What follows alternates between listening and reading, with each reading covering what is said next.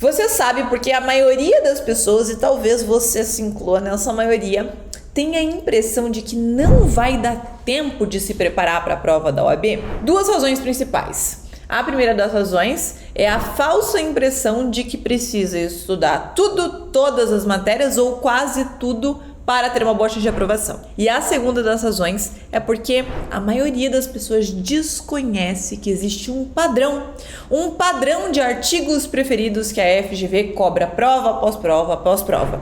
Entender esse padrão vai fazer com que os seus estudos sejam muito mais assertivos e você precise de muito menos tempo para se preparar bem para o seu exame. No vídeo de hoje eu vou te apresentar esse padrão de predileção e no final eu vou te dar um acesso a uma planilha com os artigos preferidos dos principais códigos: Código Civil, Código Penal, Código de Processo Civil, Código de Processo Penal, Constituição e CLT. Então fica comigo até o final, já vai dando like no vídeo, se inscreve no canal se você está se preparando para a OAB, que aqui é o melhor lugar que você pode estar para a sua preparação. E o primeiro ponto sobre o qual a gente precisa conversar é sobre a fonte das questões. Eu já analisei milhares e milhares de questões do histórico da FGV. Eu mesma, pessoalmente, sentei e fiz mais de 1.500 questões na unha, levantando qual artigo ou quais artigos justificavam cada uma dessas questões. Artigo, súmula, doutrina, enfim. Então eu tenho propriedade para te dizer que a FGV tem um padrão muito claro de cobrar as questões na prova. Quando a FGV vai elaborar uma questão, a grande maioria delas, e a gente vai ver isso em números, a grande maioria das questões, ela vai se fundar na lei seca. Mas não é apenas decorar a lei seca. Você precisa ter uma habilidade que a faculdade muitas vezes não ensina pra gente, que é a habilidade de aplicar a lei seca a um caso concreto, a um caso hipotético. Então, como é que funcionam as questões da FGV? A FGV dá uma situação problema e ela pede que você aplique o que diz o artigo naquela situação problema. Então, vamos ver isso na prática. Eu vou pegar alguns casos e você vai perceber que o enunciado é um textinho dando uma situação problema. Então, ela fala: José fez tal coisa, Maria fez tal coisa, Maria era casada com João. E aí ela te conta uma historinha e nas alternativas você vai ter uma delas, que vai ser a alternativa certa, que é justificável por um texto de lei. Vamos ver como é que isso aqui acontece na prática. Por exemplo, essa primeira questão de civil. Márcia, adolescente com 17 anos de idade, sempre demonstrou uma maturidade muito superior à sua faixa etária. Seu maior objetivo profissional é o de tornar-se professora de história e por isso decidiu criar um canal e uma plataforma online na qual publica vídeos com aulas por ela própria elaboradas sobre conteúdos históricos. O final da questão te diz o seguinte: para facilitar as atividades da jovem, seus pais decidiram emancipá-la, o que permitirá que se leve negócios com futuros patrocinadores com mais agilidade. Sobre a emancipação, então veja, ele não te perguntou, emancipação é possível a emancipação quando? E te deu o texto da lei. Não é assim que a FGV funciona. Ela te dá um contexto. Ela quer que você saiba aplicar o artigo em determinado contexto.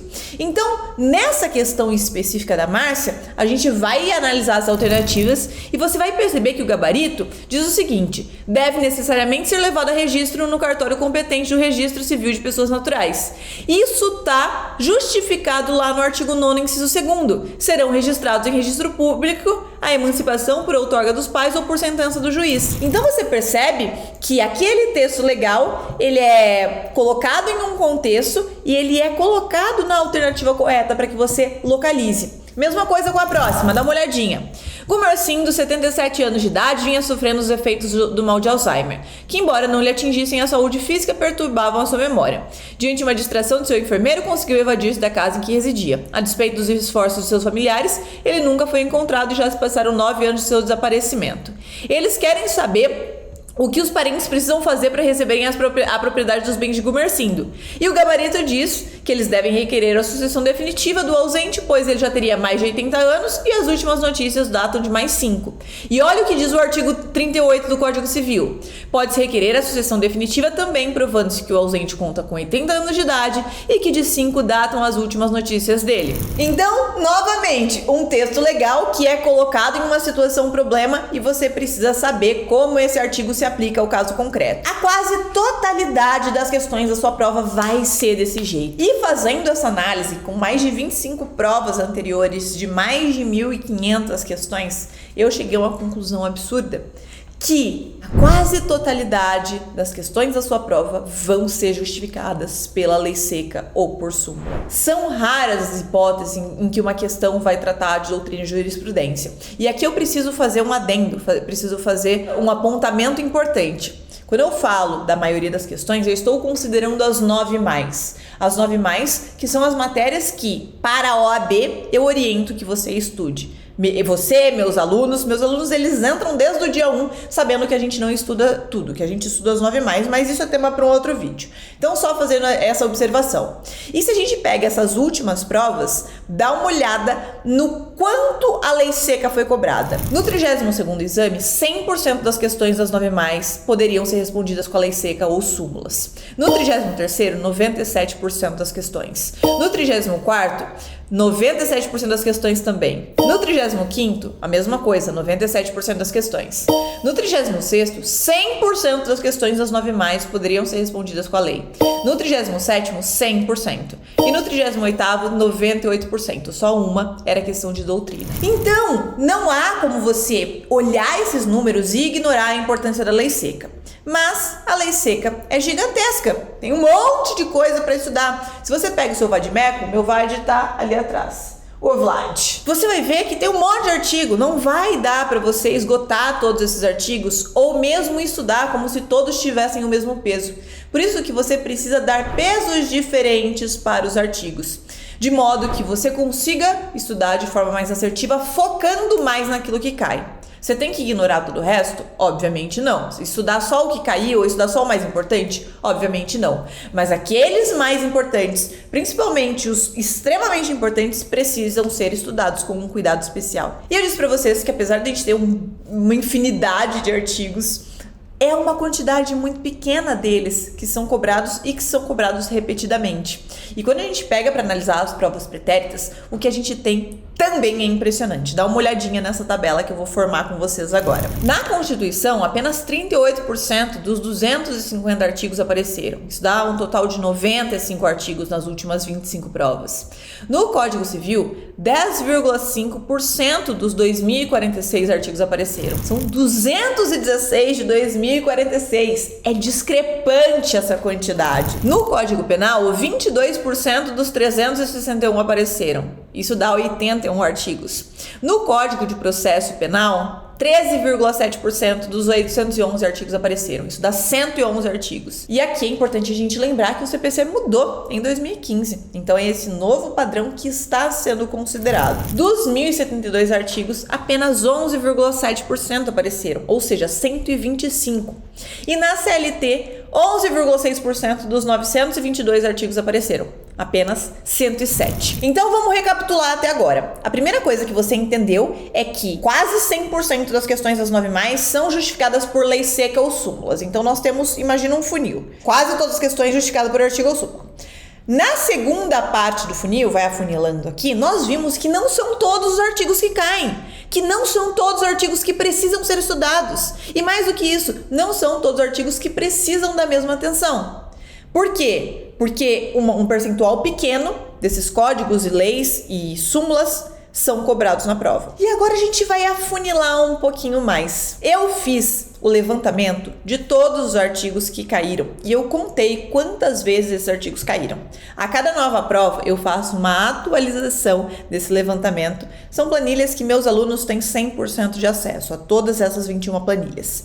Aqui eu quero dividir esse padrão com vocês. Eu quero mostrar como há artigos que não podem ser desconsiderados. Por quê? Se o seu plano for estudar aleatoriamente, as chances de você perder muito tempo com artigos que não têm chance ou têm uma chance muito baixa de cair são gigantes. E a chance de você perder questões por não saber de artigos cruciais também são gigantes. Então esse padrão é extremamente importante e eu fiz a seguinte divisão. Eu marquei de roxinho os artigos que caíram mais do que 4 vezes nos últimos 25 exames. Tem artigo, por exemplo, o artigo 5º da Constituição.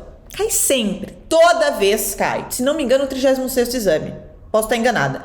Mas teve prova que 4, 5 questões de constitucional se justificavam por um só artigo, pelo artigo 5º da Constituição. Então, Artigos em roxo são aqueles artigos que caíram mais do que 4 vezes. Artigos em vermelho são artigos que caíram entre 3 e 4 vezes nos últimos exames. Artigos em amarelo são os artigos que caíram entre 1 e 2 vezes. Artigos em azul são artigos que não caíram, mas que eu sinalizei como importantes porque eu analisei o padrão da FGV e entendi que tem artigos que tem uma carinha de questão. Eu olho para o artigo e falo, putz, isso aqui daria uma boa questão. Então sinalizei de azul. E artigos em verde são novidades legislativas. Por que eu sinalizo as novidades legislativas também? Porque eu sei que a FGV adora fazer pegadinha. A FGV gosta muito de fazer pegadinha, por exemplo, com prazos, quórums e números, e muito de fazer pegadinha com novidades. Então, entrou uma lei nova, o Estatuto da Advocacia OAB foi alterado, ela vai pegar essas alterações e vai colocar em questão. Porque ela sabe que tem muita gente que estuda por material obsoleto, por código obsoleto, que vai errar se forem cobrados, então ela faz questão de fazer isso. Fiquem atentos a esse ponto. Então, seguindo esse padrão, a gente tem, por exemplo, a Constituição Federal toda sinalizada que fica assim. Veja, essa planilha de constitucional é um dos exemplos que nós temos. Meus alunos têm acesso às 21 planilhas que eu fiz de todo esse mapeamento, de todos os códigos, súmulas, OJs, tudo que você, de leis inclusive, tudo que já foi cobrado nos últimos exames. Eu fiz o levantamento de tudo e lá dentro do Missão você tem esse acesso completo. É um bônus que eu dou para os meus alunos do Missão. Se você quiser entrar na próxima turma, recomendo que você deixe o seu nome na lista de espera, porque as vagas elas esgotam rápido quando eu abro turma. Então, se você fica com o nome na lista de espera, a gente te dá prioridade para se inscrever para a próxima turma. Mas, de toda forma, como eu prometi, eu vou dar acesso a uma outra planilha, que é uma planilha dos códigos principais com os artigos principais, que são os artigos em roxo e em vermelho, no final desse vídeo. Então, fica comigo até o fim. E eu quero falar sobre um outro ponto importante agora desse padrão. Nos últimos meses, muito se ouviu por aí vários burburinhos de não dá pra estudar por padrão, isso é besteira, você não pode focar só nos artigos principais. Obviamente, eu sempre sou muito direta com isso, obviamente você não vai estudar só os artigos principais. Você vai dar mais ênfase, mais cuidado no estudo desses artigos principais, mas você precisa entender os artigos em contexto, precisa estudar também os demais artigos dos principais temas ao menos. Então veja, ouvi esses burburinhos de não funciona mais, não adianta mais, e aí entrou para o ouvido e eu pensei, vamos ver se isso faz sentido. Vamos ver se continua fazendo sentido entender esse padrão e estudar por esse padrão e aplicar esse padrão, porque se não fizer mais sentido realmente, eu vou ter que falar para os meus alunos que a gente vai ter que dar um outro jeito de estudar, a gente vai ter que estudar de uma outra forma, todos os artigos. E aí eu peguei o último exame, no momento que eu estou gravando esse vídeo, 38º exame, para fazer um levantamento dos artigos que justificavam cada uma das questões, para ver se fazia sentido continuarmos usando o padrão. Porque uma coisa é fato, em Deus nós confiamos. Quanto ao resto, traga-me fatos. Não dá pra gente acreditar em tudo que a gente ouve por aí. O que a gente pode realmente se fiar nos fatos. Deixa eu ver efetivamente, olhando a prova, olhando os artigos que justificam se faz sentido ou não. E essa foi a conclusão que eu cheguei. No 38º exame, a questão número 1 de ética se respondia com o artigo 45 do Código de Ética. Diga-se de passagem que eu tinha sinalizado com a cor azul. Na questão número 2, a resposta se dava pelo artigo 7º do Estatuto da Advocacia OAB. É um artigo que sempre cai, despenca, por isso, pintadinho de roxo. Na terceira questão, a resposta se justificava pelo artigo 30 do Código de Ética. Um artigo que já tinha caído, portanto, pintado em amarelo. A questão número 4, artigo 7A, que inclusive vai ser pintado em vermelho nessa próxima atualização, porque é um artigo que já caiu mais de 4 vezes. A questão 5 também tinha pintado de azul como artigo importante. A questão 6, novidade legislativa, artigo 24A. A questão 7, artigo 12 do Estatuto, e a questão 8, artigo 70. Quer dizer que só em ética, principal matéria da sua prova, rainha da sua prova, todos os artigos que justificavam as questões já tinham sido sinalizados. Eram artigos grifados. Vamos continuar analisando. Em constitucional, a questão 11 se justificava pelo artigo 136 do CF. pintado em vermelho. Quer dizer que já caiu entre 3 e 4 vezes. A questão 12. Artigos 34 e 84 justificavam a questão. Pintados de amarelo ambos. A questão 13. O artigo 208 que justificava pintado de amarelo. O artigo 205 não estava pintado.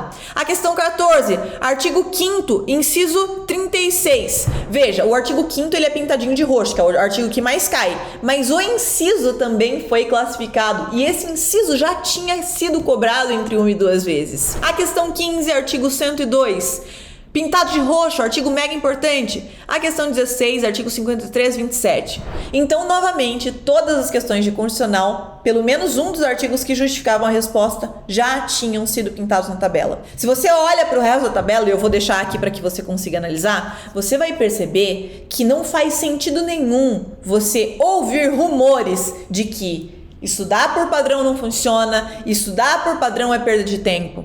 Pelo absoluto contrário, quando você entende esse padrão e estuda segundo esse padrão, focando nos pontos principais, a tua chance de ser aprovado é absurdamente maior. No final das contas, de 53 questões, 2 foram anuladas, apenas uma era de doutrina, ou seja, não poderia ser respondida com a lei, e 41 poderiam ser respondidas com artigos já grifados, cobrados antes, novidades ou os artigos que eu apontei como importantes.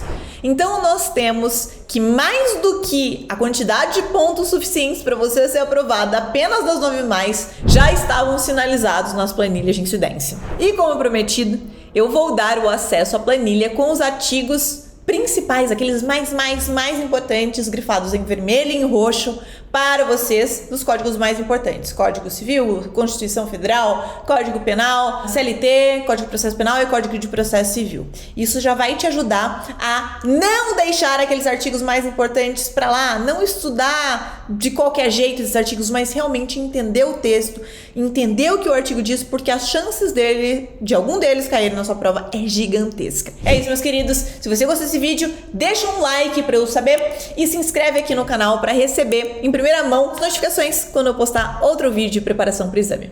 Beijo, até a próxima!